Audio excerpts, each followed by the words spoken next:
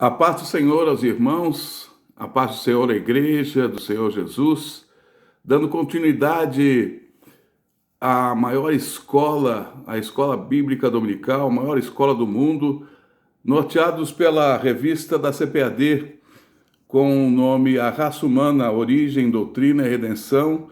Gostaríamos de fazer um pequeno resumo da lição de número 12, cujo tema é Jesus, o Homem Perfeito. O texto áureo da nossa lição se encontra em Lucas, capítulo 2, no versículo de número 52. E crescia Jesus em sabedoria e em estatura e em graça para com Deus e os homens. Agora convido a todos a fazer a leitura bíblica, que nós vamos encontrar em Lucas, capítulo 2, a partir do versículo 40 até o versículo de número 52. Assim diz a palavra do Senhor. E o menino crescia e se fortalecia em espírito, cheio de sabedoria, e a graça de Deus estava sobre ele. Ora, todos os anos iam seus pais a Jerusalém, à festa da Páscoa.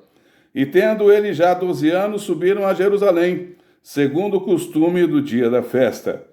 E regressando eles, terminados aqueles dias, ficou o menino Jesus em Jerusalém, e não soube José nem sua mãe. Pensando, porém, eles que viria de companhia pelo caminho, andaram o caminho de um dia e procuraram-no entre os parentes e conhecidos. E como não o encontrassem, voltaram a Jerusalém em busca dele. E aconteceu que, passados 3 dias, o acharam no templo, assentado no meio dos doutores, ouvindo-os e interrogando-os. E todos os que ouviam admiravam a sua inteligência e respostas. E quando o viram, maravilharam-se e disse-lhe sua mãe: Filho, por que fizeste assim para conosco? Eis que teu pai e eu ansiosos te procurávamos. E ele lhes disse: Por que é que me procuráveis? Não sabeis que me convém tratar dos negócios de meu pai? E eles não compreenderam as palavras que lhes dizia. E desceu com eles e foi para Nazaré, e era-lhe sujeito. E sua mãe guardava no seu coração todas estas coisas. E crescia Jesus em sabedoria, em estatura, em graça para com Deus e os homens. Amém? Bom, resumindo a nossa lição, eu gostaria que os irmãos se ativessem comigo como Jesus, o homem perfeito. O homem que encarnou Deus nesta terra. O homem que era verdadeiro homem, o homem que era verdadeiro Deus.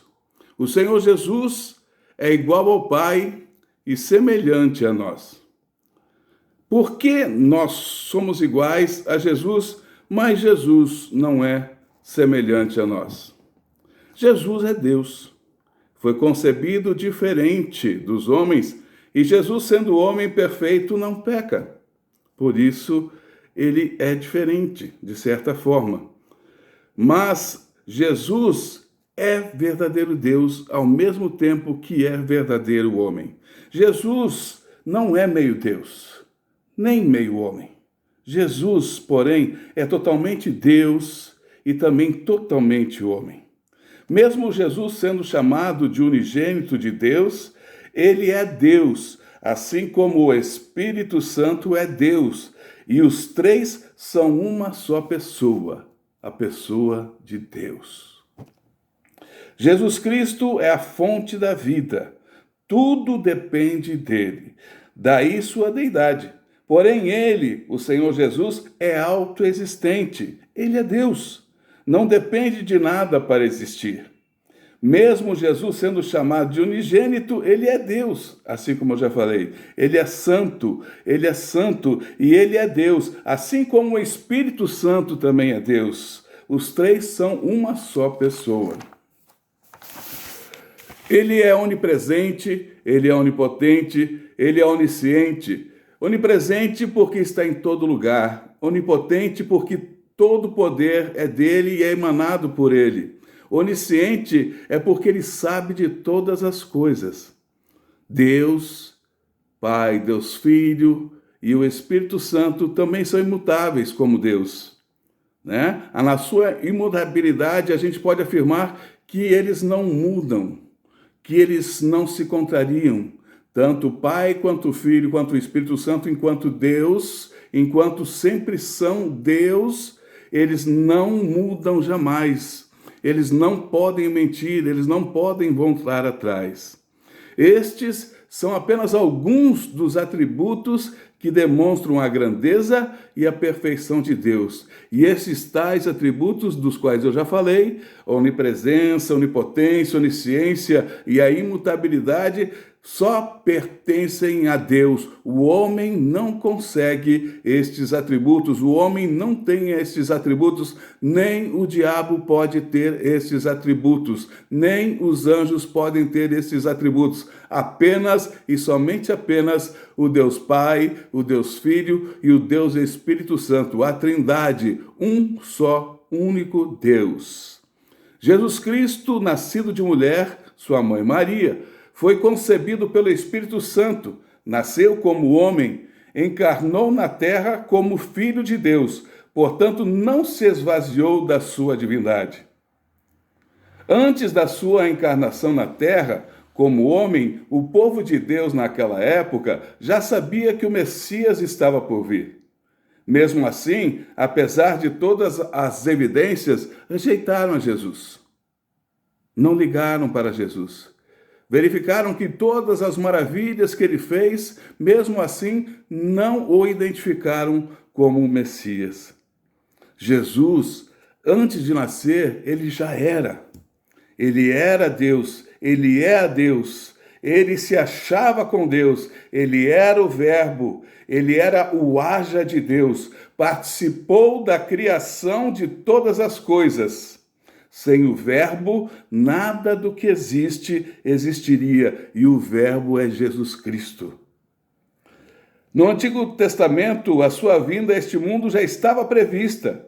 Ele é a semente da mulher, o sol da justiça, ele é o príncipe da paz, o Pai da eternidade, o Messias, nosso Rei, Jesus, o nosso Salvador. No Novo Testamento, ele se torna carne de fato, como homem real, mesmo sendo concebido sobrenaturalmente, isto é, através do Espírito Santo.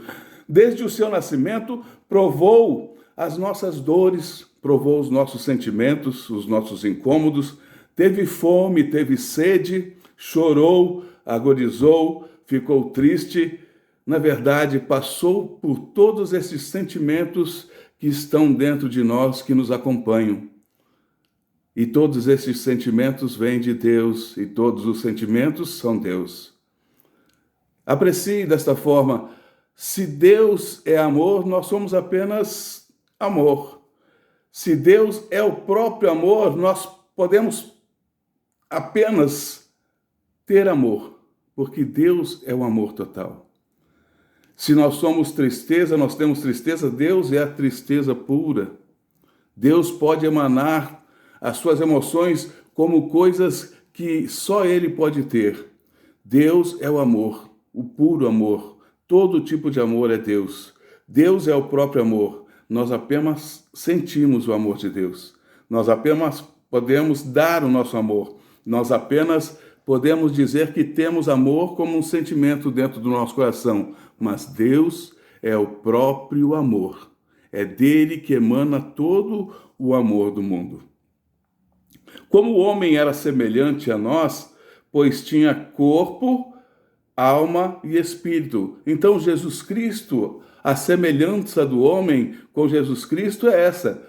Ele viveu como homem nesta terra, ele vagou por esta terra, ele foi ministro nesta terra, ele ensinou nesta terra, ele fez milagres nesta terra e, portanto, ele tinha que ter não só aparência, mas também como ser humano, ele tinha corpo, alma e espírito. Porém, ele não estava nem sujeito ao pecado original, nem ao pecado que nós podemos fazer aí ou cometer aí todos os dias, que é o que chamamos de pecado experimental, que é aquele que nós passamos pela experiência de cometê-lo.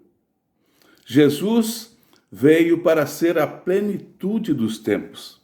Veio como homem para remir os que estavam debaixo da lei, a fim de sermos chamados filhos de Deus. Deus, na sua presciência das coisas, sabendo do ministério do Filho, levantou 3 nações para amparar o Senhor Jesus. Levantou Israel como local de nascimento, como o local do seu ministério, como o local do povo escolhido para levar até os confins da terra as boas novas. Levantou a Grécia para mostrar ao mundo através da língua, pois o grego naquela época ainda era a língua oficial, era a língua falada pelo mundo. E ainda na Grécia, através da filosofia, isto é, mostrou a palavra de Jesus, os seus ensinamentos, de um modo racional. E Roma, por sua vez, foi o meio pelo qual se tinham noções e comparações das leis, onde também foi demonstrado os tipos de governo, e Roma foi aquele que levou para diversos lugares da terra, através das suas construções de vias, ruas e outras maneiras mais de viajar, foi a contribuição da forma em que a palavra de Deus seria levado até os confins da terra. Apesar da lei, Jesus viveu como homem, no meio dos homens, porém sem modificar a lei. Pelo contrário, ele próprio foi condenado pela lei, viveu sob a lei e morreu pela lei. A humanidade de Jesus era tal qual a nossa, não era só na aparência, era evidente. Ele sentia as mesmas coisas que nós. Jesus era um homem que tinha sentimentos, um homem de dores, piedoso. Sua compaixão era perfeita, pois perfeitamente sabia do que cada um precisava. Desta forma, fazia milagres, sinais e maravilhas. A diferença entre Jesus e Adão foi a sua plenitude, isto é, foi um homem perfeito. A diferença foi essa, a perfeição de Jesus. Apesar de Jesus ter a natureza humana, jamais esteve sujeito ao pecado original ou ao pecado experimental, como já falei antes.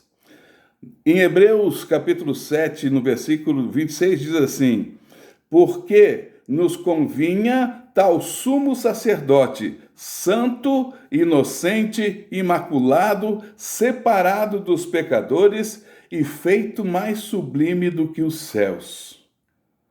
No falar, no agir, era perfeito. Nenhum mal ou engano saiu da sua boca. Ele sempre foi e sempre será perfeito para as nossas vidas. Eu espero que os irmãos possam ter ouvido esta